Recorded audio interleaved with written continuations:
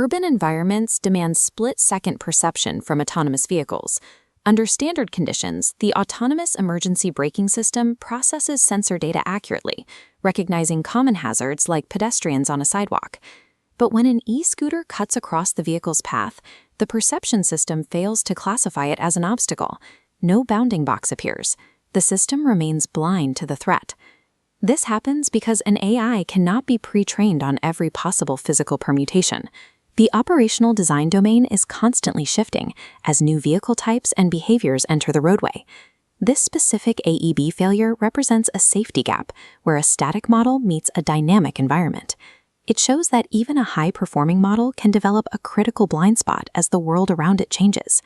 Traditional automotive safety frameworks like ISO 26262 and SOTIF were built to govern deterministic, static software.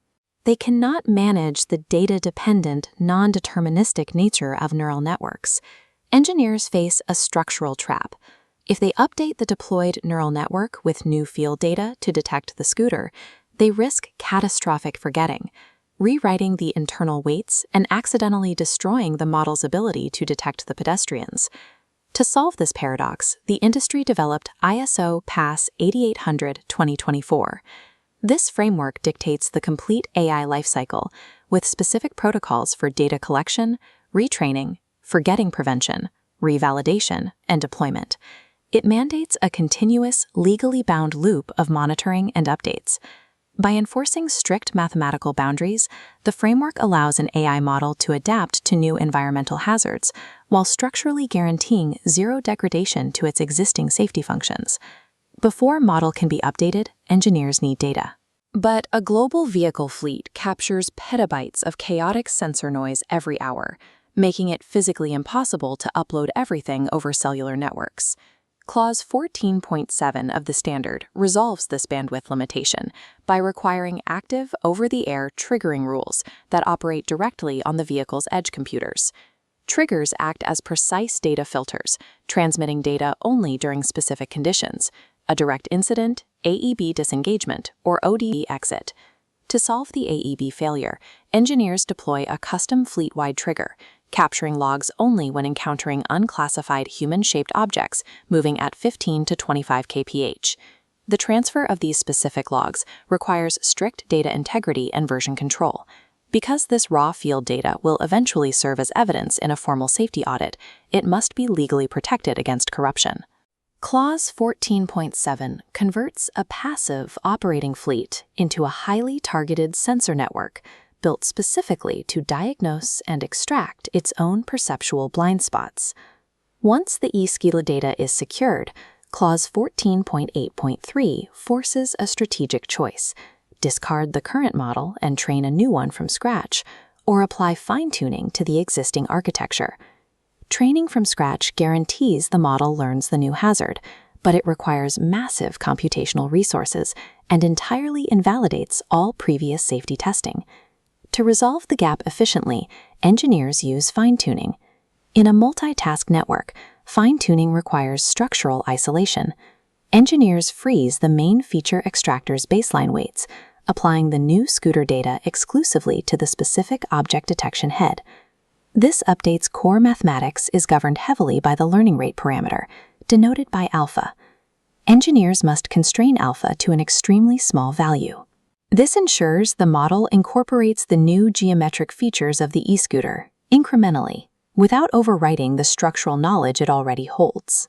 If left unrestricted, the model overfits. Node connections inside the object detection head rapidly warp and break, destroying the network's underlying logic. Architecturally restricting the learning rate provides the first mathematical defense against breaking the existing functional safety of the system. Even with a small learning rate, neural networks remain highly susceptible to what Annex G.5.2 calls undesirable regression, the exact phenomenon of catastrophic forgetting. Using model repair, engineers lock neurons responsible for pedestrian detection. Enforced by loss function regularization, a lambda parameter acts as a penalty spring. If a node drifts too far learning new scooter data, the spring mathematically snaps it back into its original position. A final safeguard called data augmentation is applied simultaneously.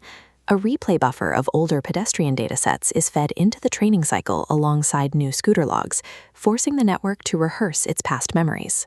By combining parameter freezing, regularization penalties, and replay buffers, engineers compel the model to internalize the new hazard within strict boundaries, leaving its core pedestrian recognition completely intact. A mathematically improved neural network in the lab holds zero operational value until it can formally prove its functional safety to independent auditors.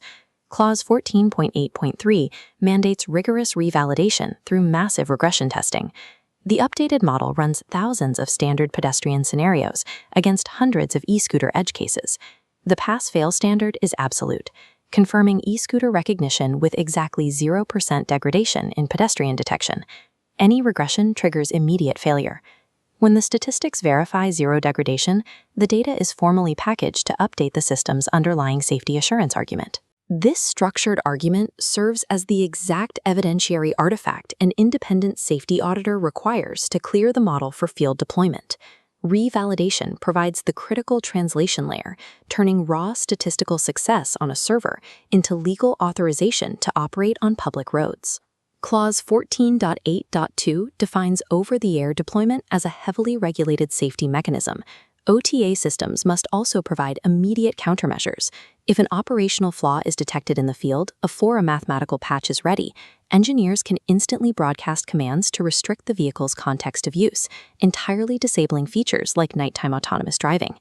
The software update is pushed to 1% of the geographic fleet before scaling up. If an unexpected anomaly occurs, an onboard rollback mechanism instantly reverts the vehicle to its previous stable version. The vehicle architecture itself acts as the final, unyielding failsafe against unpredictable field behavior. Returning to our original urban scenario, the autonomous vehicle approaches the intersection. As the e-scooter darts across the lane, the newly updated perception system reacts instantly, and the vehicle brakes safely. Checking the internal perception interface, we can confirm the dual functionality. The system successfully locks bounding boxes on both the pedestrian on the sidewalk and the e-scooter in the street. ISO PAS 8800 redefines vehicle software engineering as a living lifecycle. Resolving edge cases requires exact controlled mathematical processes, targeted data extraction, highly localized fine-tuning, and strict loss penalties, not simply feeding more data into a black box algorithm. Maintaining this rigorous pipeline ensures that an AI system can actively adapt to eliminate residual risks, providing an unbroken chain of verifiable safety for the public.